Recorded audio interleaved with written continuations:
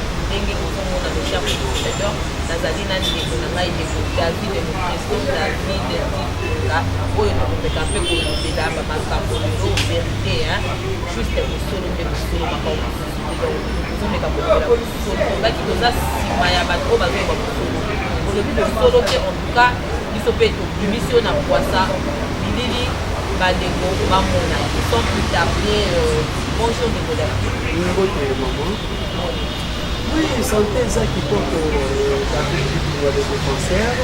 Je crois que la grande il y a peuple. Et puis il y a des fandaros à valeur. Et puis je suis fier d'être congolais. Et je suis encore plus fier d'avoir à la tête de notre pays, comme vous avez dit ça, le président de la République démocratique du Congo, Fatou Tchibeli. Yo, Olinga ete, Naye, Nanzambe, vraiment. Moi, entre parenthèses, je tiens à dire que la mission vraiment où ils allaient, moi, profond, il y a que le but de vous êtes fiers d'être congolais. Vous êtes fiers d'être congolais. Pour que Babi Minamba des critiques, pour que les Minamba des alliés, pour la gratuité de l'enseignement, la sécurité pour la capacité, mais les arabes à question. Vous êtes fiers d'être congolais pour la gratuité de l'enseignement. Vous êtes fiers d'être congolais pour la assurance et maternité au Félix. Vous êtes fiers d'être congolais pour le président Fatou. Vous êtes fiers d'être congolais. Oui, merci beaucoup. C'est une bonne question de votre part. Donc, je pense que la question que vous posez, je suis fier pourquoi? Parce qu'avant que les Tempés se puissent avoir lié en plus de démocratique du Congo, je suis déjà roi. Je suis né avant de l'Église. C'est-à-dire, je suis fier d'être. Et en deuxième position, je vois que mon pays, la République démocratique du Congo, est riche en tout. Minéré sur tout le plan. Et je vois que même le pays voisin bénéficie de cette richesse. Courant Nabiso, Bambo Kébélé, Bazali, pour profiter de Yango. Sous-sol Nabiso et Bélé, Bazali, pour profiter de Yango. Aux autres, nous sommes fiers parce que nous avons appelé Oyaïlaka, Oyetonda Nyonso, Oyozangarien. Parce qu'on a commencé à être plus fiers.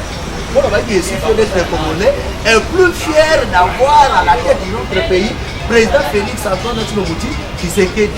Pourquoi? Toyebi Bakoko Naye, papa Alexis, maman Kabena, toyebi papa Etienne Tshisekedi wa Mulumba, toyebi maman Marthe, toyebi Ndenga Botami, toyebi Lokonga Botami, toyebi Ndenga Koli, toyebi Place Azali, tomoni Ndenga Ye, sauf Bamosusu, tomona source na bangote. Toyebi bango pe to ba wutela te makamoko to mona bango mais si on a trop fier à cause de la débat ba efi wana et pour profiter de votre question tout en vous répondant que les noms pour le lobby nanga makambo gratuité enseignement ezali constitutionnel ezali exigence constitutionnelle ezalaki manque à volonté dans le régime passé maintenant avec Fati à mettre la en application. Je dois être encore plus fier. C'est-à-dire que j'ai mon président où Azali Koye ma valeur, il y a peuple congolais. Où Azali Koye ma droit, il y a peuple congolais. Vous allez voir unité, il y a peuple congolais. Et donc, il y a récupéré un monde intérêt à Mougoulou, mais il y a droit constitutionnel de monde qui est eux. Et ça, il faut les Congolais à récupérer l'unité, à récupérer le droit. C'est par là que je suis plus fier. Parce que nous, surtout à l'article, dans le moment de campagne, il est en train de réaliser. C'est pourquoi je vous dis que je suis plus fier d'avoir un président à la tête de notre pays comme Fatih. Fatih. Tout le monde, parce que ça, comment il y a famille, comment il faut identifier que Asa, il y a famille qui s'est dit. En tout cas, merci beaucoup, M. David. Nous avons profité de la comparaison. Moi, cette comparaison. Vous êtes fiers d'être congolais. Pourquoi? Parce que le président a sali mais tout le monde peut que le projet qui a président fatigué, qui a ex-président Joseph Kaye. Projet à 5 chantiers, projet à Banamatanga au Félix, projet à président fatigué. Le père du président fatigué a été pour ex-président Kabila. Merci beaucoup, Namoutouné Kito Rotunina. Il y a 5 chantiers des alliés projets, mais pour la Marabotani classe, c'est un projet que les alliés constitutionnels. C'est-à-dire article 33. Pour moi, la constitution, le régime passé, Basala Kiango, et ça a tout autour retourné dans la Bokosia, sénateur Kabila. Ce qui manquait, c'est quoi? C'était que la volonté politique. On se comprend. Ce qui manquait, c'était que la volonté politique. Il y a un moment que le sénateur Kabila lobby, je manque même 15 personnes pour tenir diriger dans Bangomboka. Maintenant, le président Félix Yemoko. Donc Yemoko, face à 15 personnes, le sénateur Kabila Zangaki, face à ces 15 personnes, c'est quoi? C'est la volonté politique. Lui n'a pas besoin de personne, mais la volonté. Parce que ce qu'on a la volonté, c'est ce qui manquait dans M. Kabila. Maintenant, volonté politique, et ça, il va fatiguer Tibeton. C'est ce qui fait la différence. Il y a un moment où on est trop fiers. Et puis l'article 33, c'est une exigence constitutionnelle que nous tous nous devons soutenir et applaudir. Parce que les autres ont fait 18 ans, n'ont même pas songé. Il y a pour préparer le peuple. L'éducation de la base, il y a un moni de l'eau, tozana bachege, de l'eau tozana bakuluna, de l'eau tozana bafond de la rue. Mais avec du béton, moi j'ai déjà importance si nous l'avons quand on a la lobby utile dans la société. Faut moi on a kuluna, on a gaza pena kuluna, milima kuluna, tout dans notre naïe. Je ne crois pas que cause de responsabilité, au pays ça y est. Pour espoir de vous avoir toujours quatre naïe. Mais si cet enfant est déjà bien préparé dès le départ, à quoi il y a que la compétence importance, là où ils ont payé ça comme responsabilité. Ce qui fait la différence entre le sénateur Kabila et le président Fatih, ce n'est que la volonté politique où il y a Zali Nayaoui. Merci pour l'écoute David, président Fatih a dit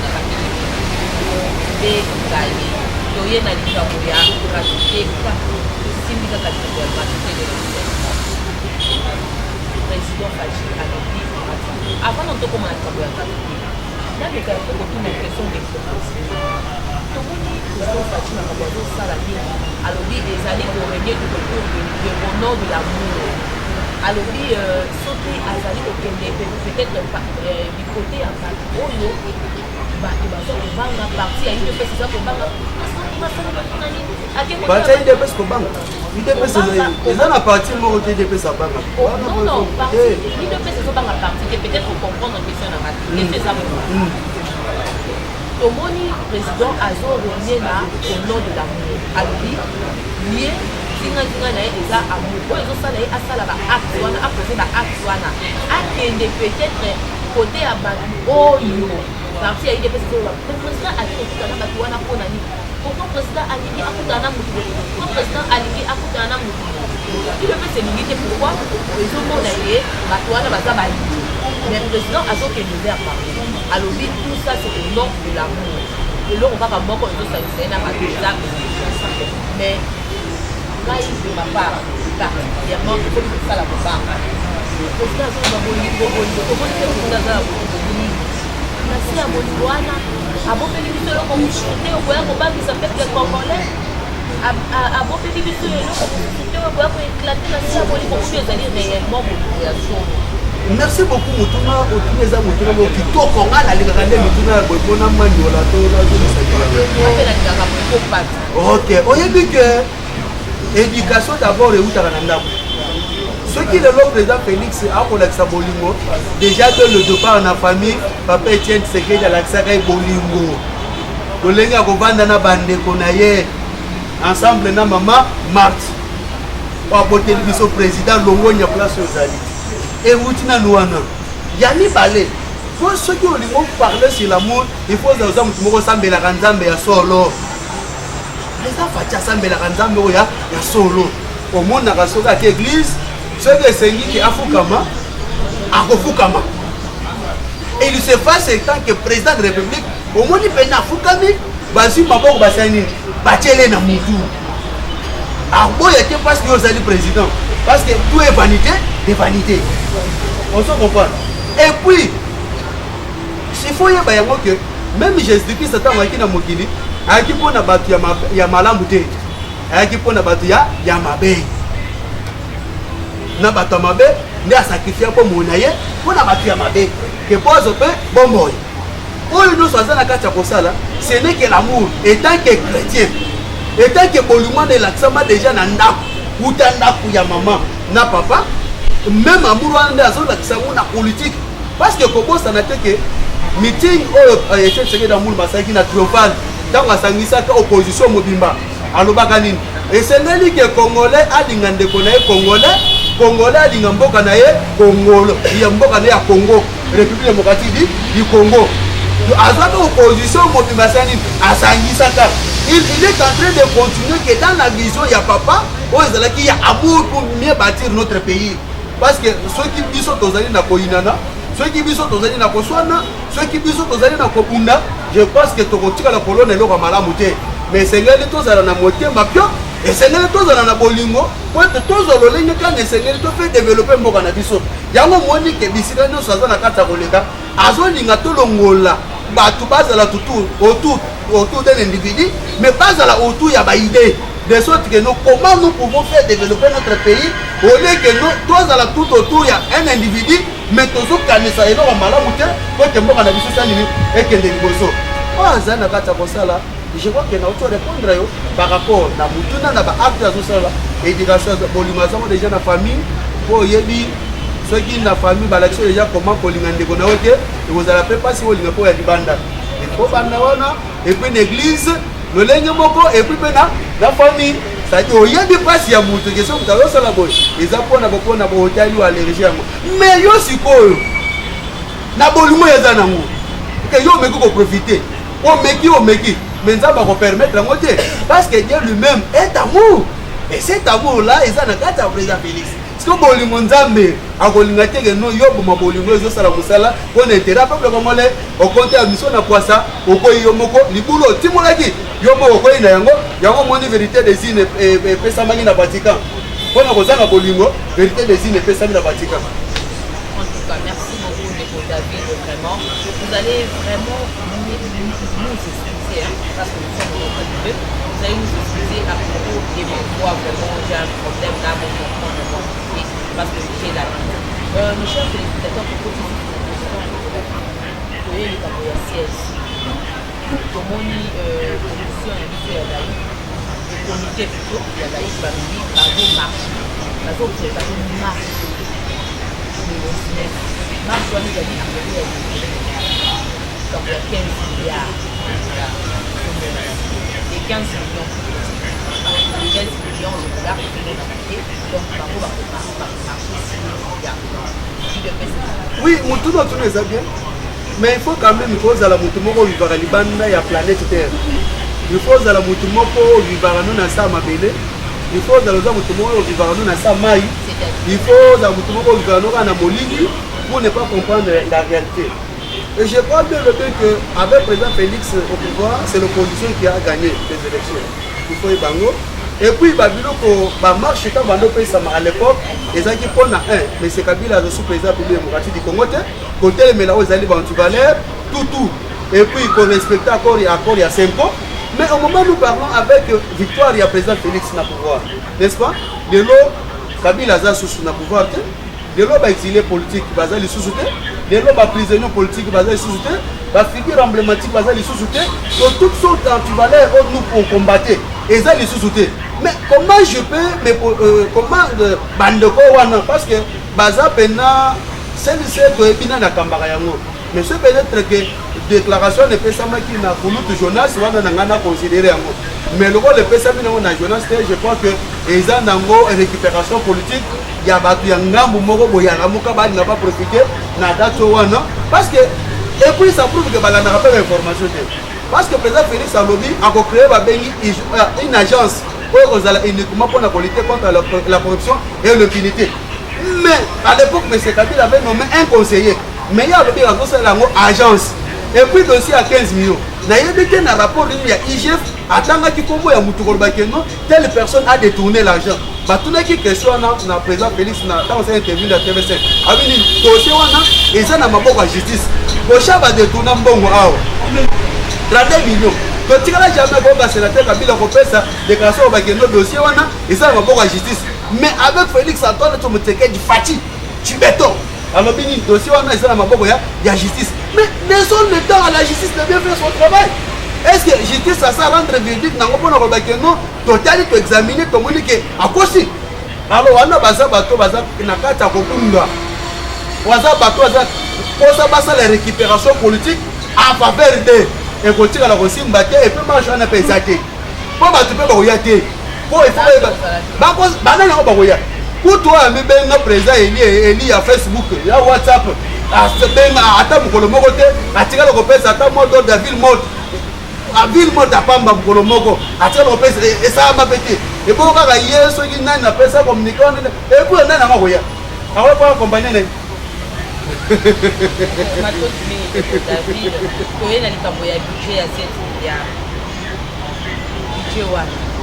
Est-ce que les amis vraiment suffisants na ba projet oyo mokonzi mboka alobi gratuité ya enseignement alobi maternité wana eza na avenir ya maternité kozala gratuit nini oyo école secondaire ekozala gratuit donc biloko wana nyonso to alaki biso wana bacongolais social ekozala bien nyonso wana kaka na budget ya 7 milliards eza mokie te. Pour ne pas aller par quatre chemins, pour vous informer, on n'a pas encore voté le budget. Et dans le pays, ça y est l'objet de nous battre dans l'Assemblée nationale. À votre information. Les 7 milliards de places va se débat dans l'Assemblée nationale. Alors, bon, je crois que les rumeurs, mais je peux vous répondre par l'hypothèse. Vous comprenez? Alors, mais peut-être dans mon temps, on est côté aussi battre vu programme. Il y a président Félix Nenga Pessi, na oazo na posa pour servir le peuple congolais. Et puis tiens na mutu na yo, lorsque le dossier sera en question dans l'Assemblée nationale, je vous dis et je vous assure, je pose à la beauté dans mon temps au biso tozali ko imaginer wana te. Parce que auto aussi battre parce que faut que Banque mondiale a financé déjà 1 milliard. Et tu as le ça la matière. Attends mon bout à ça 32 ans à pouvoir. Attends Kabila, sénateur, le loiseau la mbale na kingakati. Et tu as le pèse en matière non fonds monétaire la pèse à 1 milliard donc au félé. Au fait ça la matière. Fatina na sala ta inanete. Mais bah pèse 1 milliard pour na cofinancer makambo itali gratuité enseignement et puis couverture na makambo itali santé. Moi na to mutu passe pour wele no mutu de ko mi sete makambo mon hôpital. Soin au félé. Il y a au félé. Alors n'a pas déplacement na na coopération diplomatique ya outina kosala.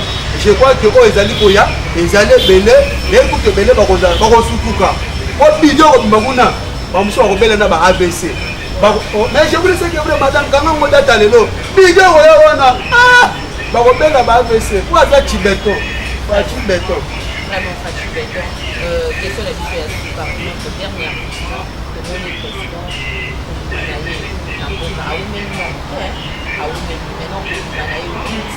il y a des déplacements à président et là qui fait retour à Yaki dimanche matin, si je ne me trompe pas. À 7h. À 7h, voilà.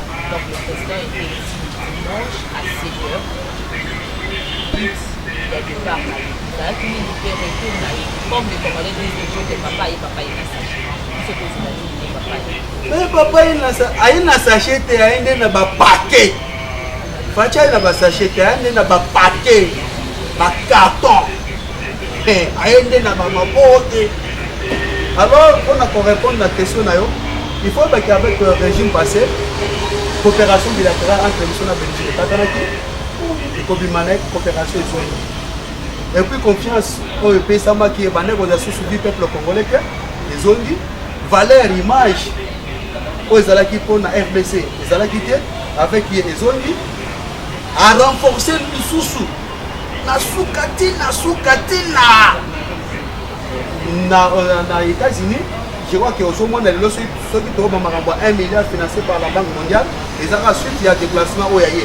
Et de cette occasion, je profite même à voir les Sanga Bonganga. Les Sanga Bonganga a déjà la ménopause politique. A déjà la ménopause politique. Pourquoi? À comprendre qu'avec le président Félix et Kobanda comme Nathan à dialogue pour basa la récupération politique pour baloni na se positionner. Nana bisala les Sanga Bonganga biloko mi balé. Et là, Liboso, aux ministres à sport, et l'équipe n'a dit ya basket, et ils ont qui can, yo qui président na yo élite. Pourquoi pas aux qui coupent nos pesa été, mais nos pesa mon président Félix. Au moment déjà que même à ta moi na mouki à 12 ans, oh le lot qui a dans la poste à la politique à mon pardon aux sérieux. Yami balé, yo le dit que crise dans la moka, mais président Félix a sali 21 jours libanda ya moka. Mboka toujours qui kimia nandenga bimaki nandenga zongi mokolo eza na ngote so crise yo zolo bawana eza ya ndoto tango zolala ozomona ngo na ndoto to eza réalité biso pe congolais tozo palper parce que d'abord lisanga source nanu ya lamuka kombo nanu ya lamuka est-ce que bi kolo kombo ya lamuka est-ce qu'il y a yebi yango muto apesa que non lisanga biso tozosala topesa ngo kombo ya lamuka est-ce qu'il y a yebi yango et puis azo communiquer na compte ya lamuka en qualité de qui aza membre ya lamuka. Ce sont des gens qui cherchent comment se positionner et vous pensez que le président Félix a récupéré peut-être par sentiment. Non, le président Félix a récupéré le sentiment. Il faut mériter attends le monde que mériter à déclasser banoti non na biloba loba. Vous avez déjà la ménopause politique. En tout cas, pour la place, ton poste na Congo, bon ça n'a yango. On t'a chose à côté. Oui, moi aussi, je vous remercie d'avoir invité et de cette occasion, je profite d'aller vous donner mon numéro. Plus que 143, 82, 283, 25. Plus que 143, 82, 283, 25. C'est mon numéro WhatsApp aussi. À toute personne qui va oser de m'appeler, à toute personne qui aura besoin de moi, de connaître quoi que ce soit, si n'importe quel point, je suis prêt de le répondre, je suis prêt de le répondre parce que je suis là à leur disposition pour bien que les informer et les faire voir comment est la vision du chef de l'État vit à ce qui s'est en train de se passer dans notre pays. Merci. Abonnez-vous massivement à la